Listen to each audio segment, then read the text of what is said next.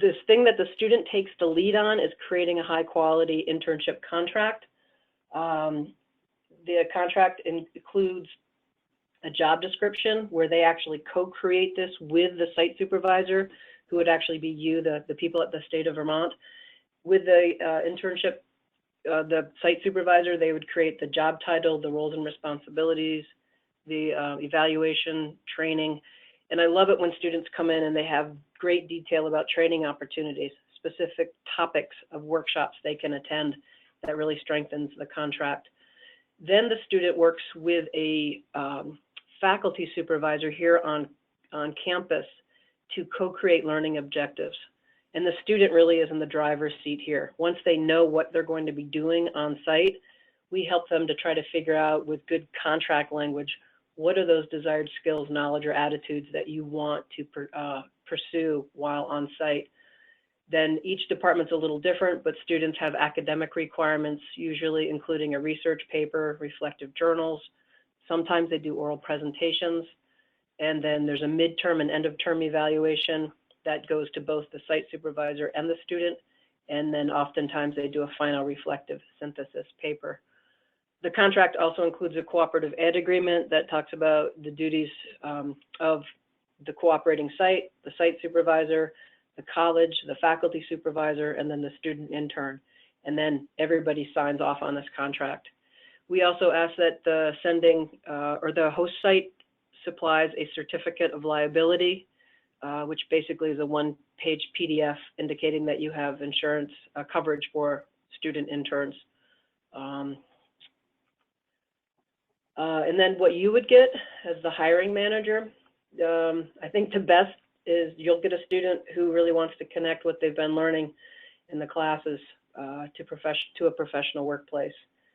I've created a very detailed internship guide that talks about a lot of best practices and a lot about how to support a student on site, and then also access to an internship toolkit that I've created, and it's a WordPress site, and this is a screenshot from it, but it talks about supporting documentation for employers, how to get the best out of it, things like that. So there's so much info there, but I'm just going to plow through this quickly.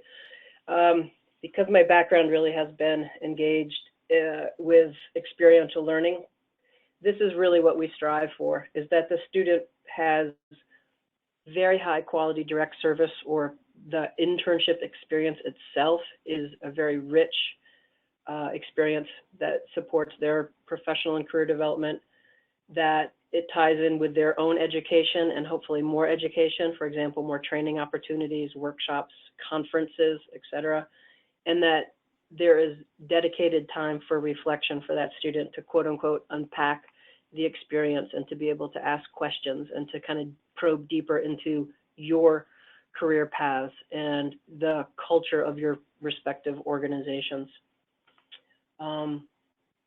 What JSC expects of you, the site supervisor, if you were to host, is to help the student complete the job description specifics of the contract, to be a professional mentor, to introduce them to other people, to go to staff meetings or collaborative meetings, to bring your work to life for that student, and then to complete progress reports and evaluations.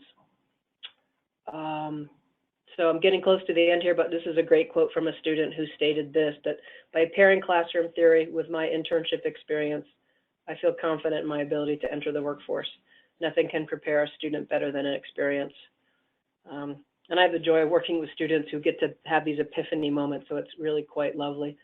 And another one, I wanted to quote Sarah from Upper Valley Haven, and she really sees it as, and we see site supervisors as co-educators in the experience, but when she stated this in an email to me, that how much they enjoy hosting a JSC intern, that they get to experience the wonders, challenges, and complexities of our work through the eyes of a student. And in turn, we find ourselves stepping up to create meaningful opportunities for hands-on learning as our contribution to building the workforce of the future. So it's, I think it is a win-win all the way around for everyone. So that's me on the left, and that's my great colleague Beth on the right. So I guess I'll stop there. Hopefully I gave you enough information and didn't bore you too much.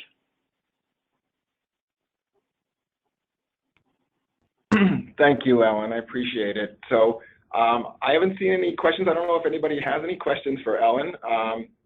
If so, you can either, well, actually, the way to do it is in your control panel. Go to webinar. There's a questions tab going down the right-hand side. If you can type something in there. If you have, you know, anything you'd like to ask right now, or again, we'll make the materials available offline too. But if there's anything right now that you wanted to cover, we're happy to discuss it. We do have a few minutes, so I'll give you all a minute there. Ellen, just so just kind of for this process, what's the is the best way if somebody wants to learn more about internships there, or they feel like they want to reach out to you because they have an open internship? Are you the best person, or is there a typical protocol for doing that? Absolutely. To email me or make a phone call, and then I have, I'm always open to. Sometimes somebody will call and they want to talk through an idea or a concept. We have a need for something, but we're not quite sure how to scope it out. A lot of times people will call saying, "Hey, we want an intern," but then they don't really know what they want an intern for. Right. I think the more specific a job description can get, the more a student would gravitate towards that. And then I think a creative, it could be any department, could potentially host a student in communications and media communications and photography, in web design, or it could be somebody more direct service, psychology. So to think about your department, your specific needs, and then what academic department might that connect with. Okay, awesome. So I'll just leave it another minute or a couple seconds. Is there any other questions? Anybody else have any questions? Okay. It looks like somebody did. So I don't know if you saw it. Do you see that question? I'll read it out loud, and then Ellen, you can take it. Okay? Yes. Okay. So the question is, will we be posting an internship position on our internal website? We will be posting an internship position on our internal website, but who do we contact to get the position listed on the JSC website? They would get in touch with me. Or, if they want, they can just go right to that WordPress, the job bank for job and internships. If they want to send me an email, though, I can send a hyperlink with a lot of information, plus that the internship guide for employers, plus the hyperlink. It's a quick response. It's a signature that I have. So if anybody wants to email me, I'm very willing just to send that back. And if you have further questions, let's set up a phone call. Okay, awesome. Thank you. So I see Pat Berea from Champlain College, my colleague there. Hi, Pat. Wrote a question: do all of our majors have required internships? Which is really a good question. Not all departments require internships, but I'll just give you a quick list. Behavioral sciences, psychology, health, sports management, wellness and alternative med. Our business and economics across the board have internships: management, marketing, accounting, hotel tourism management. Environmental and health sciences, it's across the board with internships, everything from general biology, health sciences, exercise science, pre-physical therapy. Environmental science, no requirement, but they say highly recommended to have an internship. Environmental science, environmental analysis and assessment requires 3 credits. Media arts, 3 credits. Political science, 1 to 12 credit elective. And then writing and literature, communications, community and media, print, web journalism, public relations, photojournalism. And unfortunately, some departments don't require internships, but I'm seeing that students who pursue an internship, even if it's a requirement, they're the ones who are getting the jobs because they're proving themselves out in the field. Great, thank you so much, Ellen. You're welcome. All right, so so while we have a couple minutes before Pat Berea starts her presentation from Champlain College, since it worked so well last time, I'm going to go with another poll here. Okay. And just try this out. So this is for everybody again. So this kind of relates to some of the questions I got, and was wondering, are people aware of the process for hiring an intern here at the state of Vermont? We do have a lot of materials online. I know some of my colleagues like Vicki have kind of reached out and talked to people before about internships. So If you take a second, just kind of put in your vote about whether you are aware of what the process is so that we can get a better idea of how we can help you with the internal process.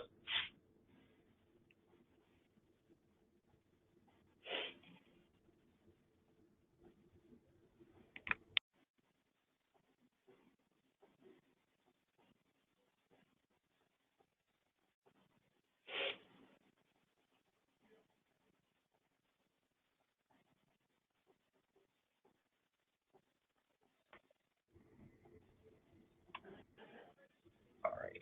So I'm not really 100% sure how to share the poll results because it's not working the way I thought it would, but about half and half. So about half of you said that you are aware, half you aren't. So we need to get that number up higher to 100% people are aware of, you know, how we do the process internally, and that's something that we can talk to everybody on a one-to-one basis, or in maybe a separate type of webinar to talk about that internal process. With that being said, I'm going to see here if, Pat, are you there? Are you ready? I am ready. Okay, super. I just need, I guess, a minute to get the PowerPoint switched over so that Yep. it can be viewed. Yep, so I'll give you presentation, hand the presentation over to you in a second. So Pat Boera from Champlain College, who I've worked with on many different aspects. Oh, we can see you, Pat. Oh, you don't have to. I'll just stop sharing my webcam. I thought that was giving my screen exposure. Oh, okay. I think I need to share. I need to share the screen to you, so I will do that now. Okay, that. So I should show your application. Perfect. Can you see it? I can see it. Yes, I can. So you have control. So you can get moving. Except I can't see it. Oh, I just lost you.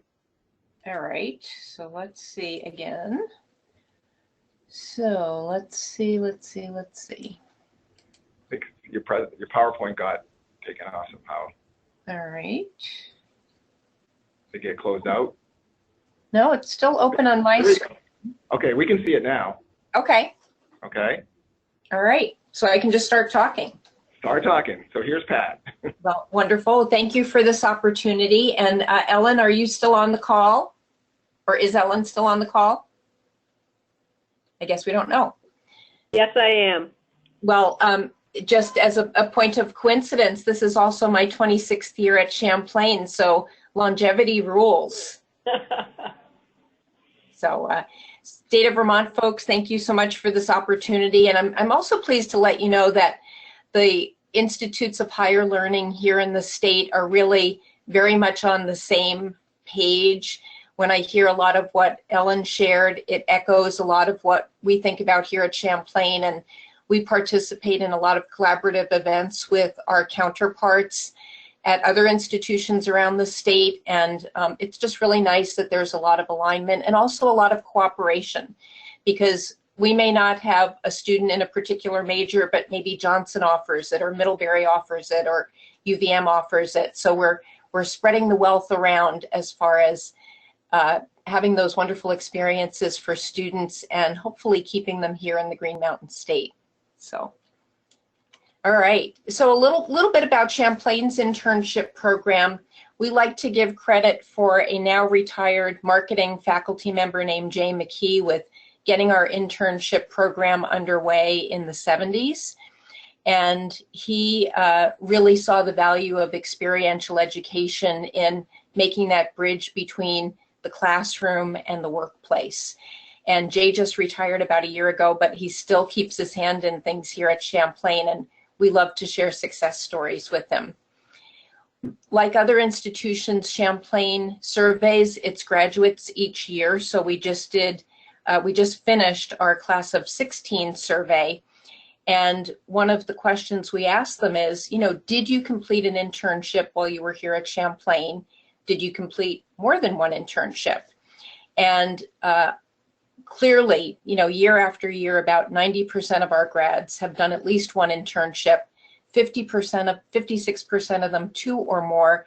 And then every once in a while, we have those overachievers like this year's student commencement speaker, who I think did 5 internships. Certainly not typical, but somebody who really went above and beyond to build experience. In our majors, which I'll show you in a minute, many of them have required curriculum-based internships, some more than one, and some sort of staggered, where they might start as a first-year student doing more of a shadowing internship, building up to something that takes up their entire semester, such as student teaching, or if they were in the criminal justice program, going to the Vermont Police Academy, where they're getting perhaps 12 credits for that internship experience. So this is a list of our majors, and our majors are aligned with academic divisions. And as you can see, we have, you know, many of the traditional cornerstone majors, such as the ones that I support in the Stiller School of Business, you know, accounting through marketing, and then some really unusual majors, such as game design, as in video game design, or digital forensics. We're launching a new major as of this fall that is housed in the Information Technology and Science division. It's called Data Analytics, but is really an example of a hybrid major, which is co-owned by ITS and the Stiller School of Business. And we think it's going to be really popular in light of how much emphasis there seems to be in businesses on making decisions based on data. So that might be something that the state wants to look at. Ellen referenced NACE, which stands for the National Association of Colleges and Employers. And like Johnson, we adhere to many of the NACE standards. That's sort of our guiding organization. And I include this just because I think there is some confusion about internships and what they are and what they aren't. And I find that some employers think of internships more in terms of what we would define as a co-op, where students might be working literally full-time in a department or organization, whereas our internships are semester-based, short-term, in most cases credit-driven, but not always. And one of the things that has come up a lot in conversations about internships here in the state is the whole alignment with the Department of Labor criteria. And I've included a live link to it here. There's really not time to go into it in detail, but we do take that seriously. However, we try not to be the ones interpreting the Department of Labor criteria, but instead leaving it to individual organizations and encouraging you to have conversations with your attorney or counsel to see how that plays out for your own organization. Sort of to reiterate some of what Ellen said, there are a lot of wonderful benefits to organizations in bringing an intern on board. One, we find they're really excited to have the chance to engage in the real world. So they bring motivation, they bring a high level of energy. It's a way to increase your workforce without having that long-term commitment. So maybe bringing in somebody to help with a one-time project, something that perhaps has been backburnered for a while, but you need concentrated energy and effort for it. You know, we hear a lot about retirements coming up with the state of Vermont and also with the federal government. And certainly working with student interns provides a talent pipeline for you. We love that it gives your team a chance to practice their mentoring skills, and particularly in organizations where maybe there are not a lot of abilities to move up in the organization, but to move laterally or to grow your skills breadth-wise. Some employees really relish that opportunity to be a mentor to somebody else. One of the pluses is hopefully the students are learning about the state-of-the-art things that are happening in their particular academic discipline, and they are building and bringing that timely academic info to your workplace. they have a natural comfort level with technology and social media. Does that mean they are all whizzes at it? No. And we hope you don't make that assumption, but know that they are a good group to tap if you need help figuring out how your iPhone works or how to navigate a Google site or things along that lines. Certainly, welcoming an intern to your organization and working with any of the institutions in higher learning here in Vermont strengthens those really important partnerships. And we rely on you, you rely on us, it's a win-win. And one of the things that we're really happy about, at least based on this most recent survey of the class of 2016, is we are a net importer of talent to the state. And so anything that the state of Vermont and businesses here in the state can do to keep talent here in Vermont is a really, really good thing. Clearly, there are benefits to interns. We love that they get to take what they're learning and make it come to life in a workplace situation.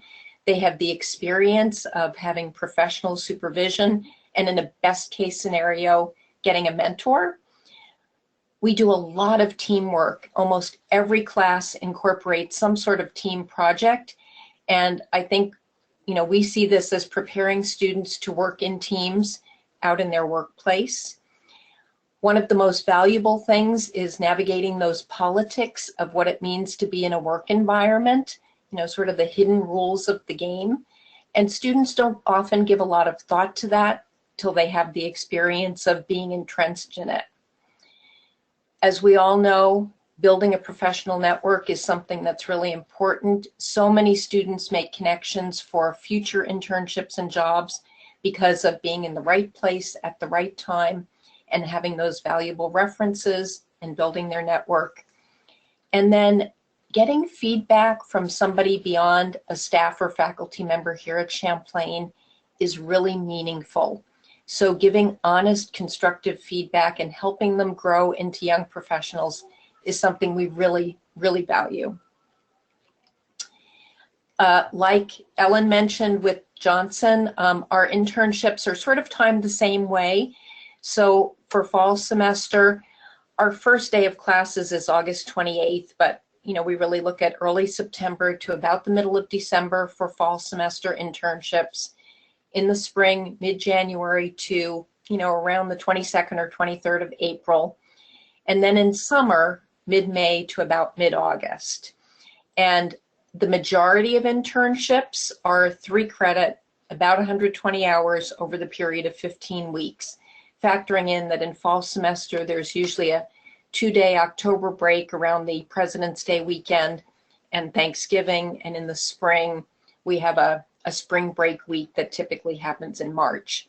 And we remind students, please, please, please alert your internship supervisors about these breaks, particularly spring break, which varies by academic institution, so that they're not counting on you when you're going to be, off on the beaches in Daytona that week or doing service in Nepal that week. So those communication points are really important.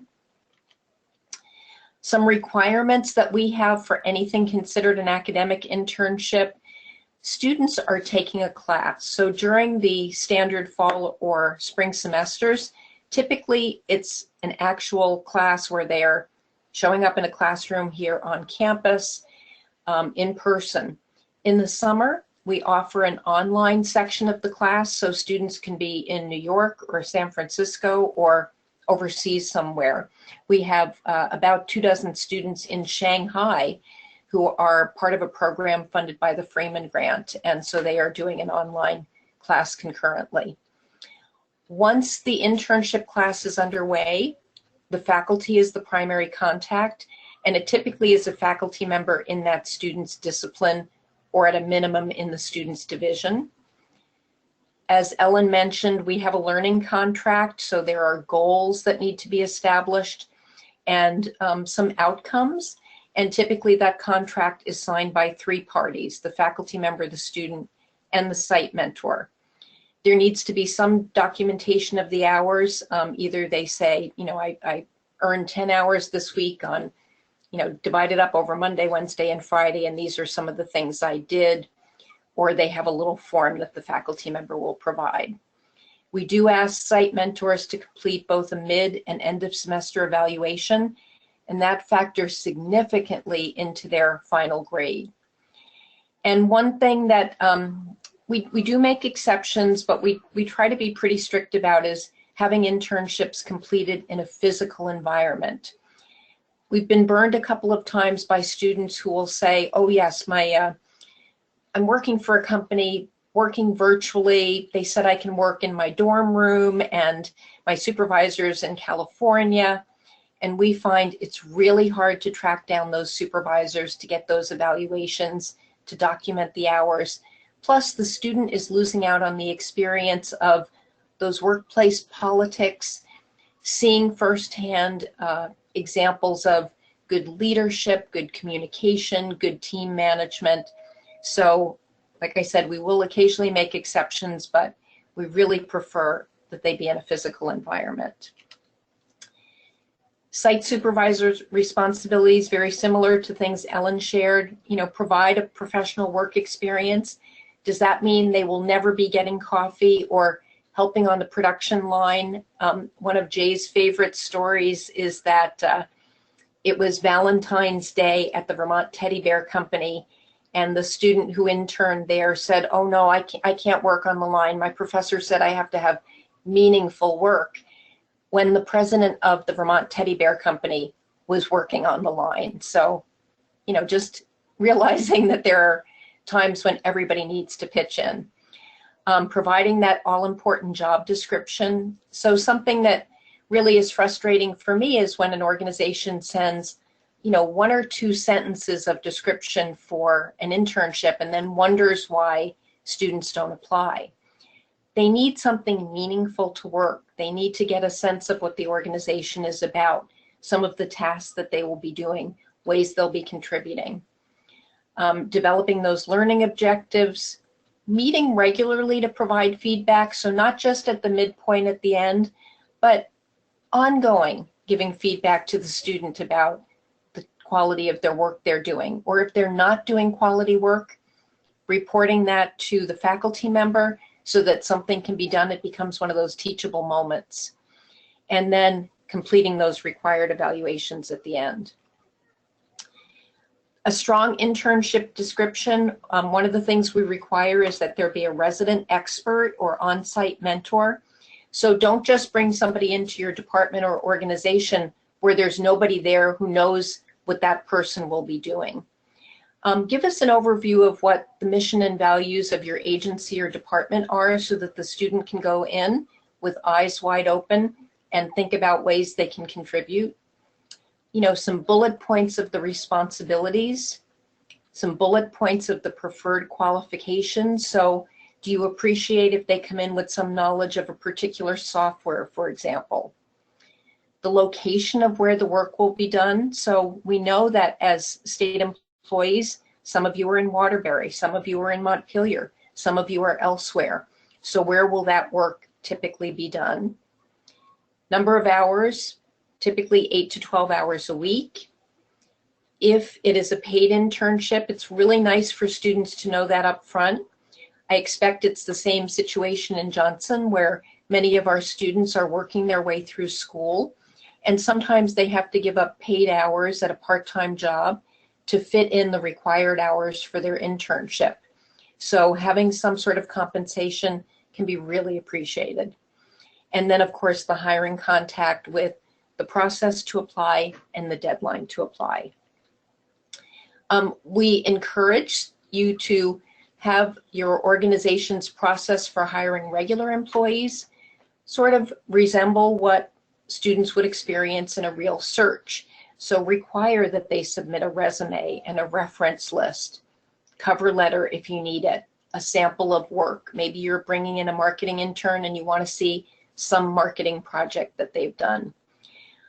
It's great when it works from both sides. So just because you post an internship and interview a student, there's no obligation for you to hire them on board as an intern if it's not going to be a good fit. Don't feel sorry or guilty.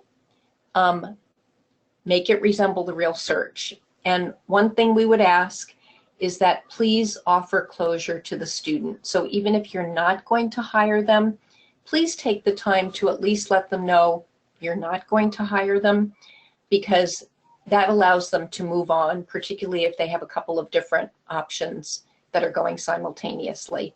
And it just shows them a professionalism about the whole process. I was given permission to share this feedback from a student who just completed an internship with Dana in the Department of Children and Families in Waterbury. And this student had a really wonderful experience working with the state of Vermont. I think it was the first time in a while you've had a Champlain student as an intern. And clearly, Dana was influential in the experience in a very, very positive way. And we want to thank you and recognize that terrific experience that you provided for our student. There are some really wonderful organizations in the state of Vermont that have strong and established intern programs. And I think some of the reasons they are strong is that they have some sort of orientation process in place. Sometimes they bring all their interns in on the same date so that they can go through training and onboarding. They often have multiple students who work with them over the course of a semester or a summer, and sometimes they'll have those students, often students from multiple campuses, engaging with one another and sharing ideas and working on projects. There's usually some sort of a deliverable, such as doing a final presentation to the hiring manager and other members of the department, and that makes them feel great that they are contributing in that way. And I would hope that, as you're trying to ramp up the state internship program, I'll be able to put the state of Vermont on my board as really a model program for a strong internship experience. A couple of different ways to recruit. We have career coaches who work with each of those academic divisions that I mentioned on the earlier screen. And so if you want to learn more about the unique internship process for a particular major, we can put you in touch with a career coach. If you already have a posting established, you can email it to our office email address, which is careercollaborative@champlain.edu. If you are just thinking about developing an internship description, we have a fill-in-the-blank posting form, which a lot of employers really like because they don't have to think, oh, now what do I need to include? Qualifications, contact, all that. We'd be happy to set you up with an account in JobSpot, which is our online job board, if you want to create and then manage or edit your postings. Or as Ellen mentioned, they have a couple of fairs each year, and we have fairs, and we've just set the dates for our 2017-2018 events, October 24th and March 27th. We've had the state there, and anytime you can have that face-to-face contact rather than just words on a computer screen, I think it enriches the experience. It allows your managers to explain what their departments do, what the hiring managers are like, what the internship experience is like. Some other information, we absolutely do have students who do independent internships. Those would not be bound by the dates of a semester or the number of hours. I would say that's just on a case-by-case basis. There is no fee to post your internship at Champlain. The way our system is set up, if you post it, the posting remains active for 30 days, but can be renewed, can be edited, can be, interrupted and then reactivated. I loved Ellen's chart about paid and unpaid internships. So I would say, especially with the Department of Labor guidelines and their scrutiny on unpaid internships, we are seeing more and more that are offering either an hourly wage or a stipend. And to be honest, students do look at those in a different way because of often having to give up hours at a part-time job. And the hourly wage, again, we can't dictate that, but I've heard everything from minimum wage to in excess of $20 an hour with those higher wages, most often for very technical positions. And I would say if you had to ask what's an average, it would be, you know, maybe $10 to $12 an hour. We have different contacts for each of our academic divisions. This PowerPoint will be made available to you, and if you click on that hyperlink, it will take you to our Meet the Team page, and it will have email and phone and a live link where you can contact each of our career coaches. But you are always, always welcome to either call our main number, which is on the screen, or email to careercollaborative@champlain.edu. That's an account I monitor, and I will farm out the request to the relevant career coach. I'll sort of end with some of these best practices, and these come word for word from the NACE website. And just a reminder, provide the interns with real world work assignments. So, you know, not a case study, not a hypothetical, but let them know they're really contributing to your organization. That onboarding, training, orientation, whatever you call it, is so valuable. Years ago, we worked with the Walt Disney World College program, and they would put all interns through a 3-day Disneyfying training where they learned everything, the history of the organization, you know, all of the values, and it really set those students up for success. Provide them with your company handbook or a website where they can learn about your organization. If you're in an area where it's difficult to get people, you know, providing some housing. So, you know, it is a little challenging for some of our students to get to Montpelier. So mentioning, gee, the Link bus route stops right in front of our door can make a difference between a student considering that internship or them saying, no way can I do it because I can't get to Montpelier. Offering scholarships, taking them to conferences, things like that are great. Being flexible with their work arrangements. So sometimes employers will say, well, you know, I want folks to work on Monday, Wednesday, and Friday. Well, guess what? That might be a prime class day for them. They might be perfect candidates for you, but they can't skip class to go to your internship. So offering some flexibility can be helpful. Having an intern manager or point person. Really encouraging your whole team to get involved and provide support or mentorship to the intern. Inviting a site visit. So Professor McKee, who started our internship program, loved to take students to visit the sites where those students were interning and have the student host them when the rest of the class got there. Bringing in speakers. So one of the nice things about some of the model internship programs I showed was they let students engage with leadership of the company. They might do a lunch and learn, or they might have guest speakers who come in from different departments, again, representing the company's leadership. And that's really, really wonderful. Training, inviting people or inviting students to participate in staff meetings, really helpful. Showcasing the students' work. That's something that National Life does a lot.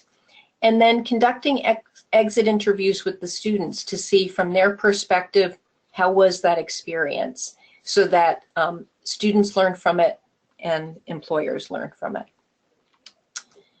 So I think I've talked a lot. Very happy to take questions, and thank you so much for this opportunity to share information with state employees.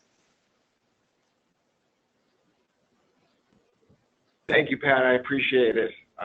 We do have a couple questions, so I will show my screen here. So one question is, and you already kind of answered this, is will the slide be shared with the links? And yes, I will send out a copy of both Ellen and Pat's presentation to everybody who attended today. So we will definitely share everything, and all those PowerPoints will have the live links in them. The other question was, you know, is it possible to provide the URL to that labor site? And yes, so I'm going to send that. So you should. There is a live link for that in my site. Yes, and I'm not sure how soon I can get this over to everybody, but I just sent it to everybody here on on this webinar. So it should be in the question box. You should see the answer that I sent it to everybody who's attending, what that site is. So if they want to look at that labor statistics site ahead of me getting the presentation, the URL is there. And then you did talk a little bit about paid versus unpaid. Is there a percentage you can kind of assign to your internships, Pat, about what is paid versus what is unpaid? I would say it's pretty typical to Ellen's. Okay. So probably is around the same ratio. All right. And then one thing I just wanted to ask real quick was, as far as the hours, you said typically 8 to 12. If a hiring manager may need somebody longer than that, like is there a possibility to go over that, or that's something that has to be worked out with their site, with their professors or whatnot? I would say it would be students' availability. Some of them may really welcome the opportunity to have more hours. So that would be a conversation with the student, how it balances out with their coursework.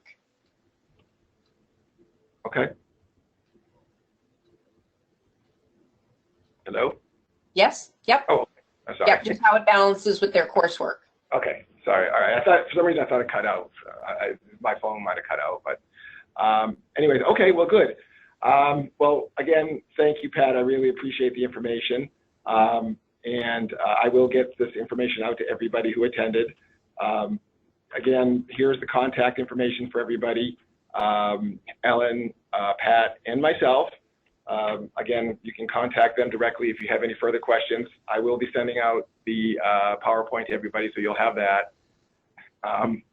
The other thing is, I did my best at recording this, and I had some technical difficulties. I think I got most of the presentation, both Ellen and Pat's, recorded, so we'll share that online for everybody too.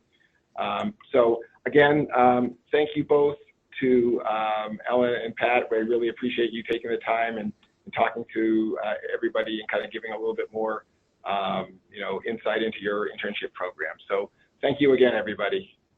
Thank you. Thank you. All right. It was a pleasure. Thank you both. Take care. Thanks, everyone.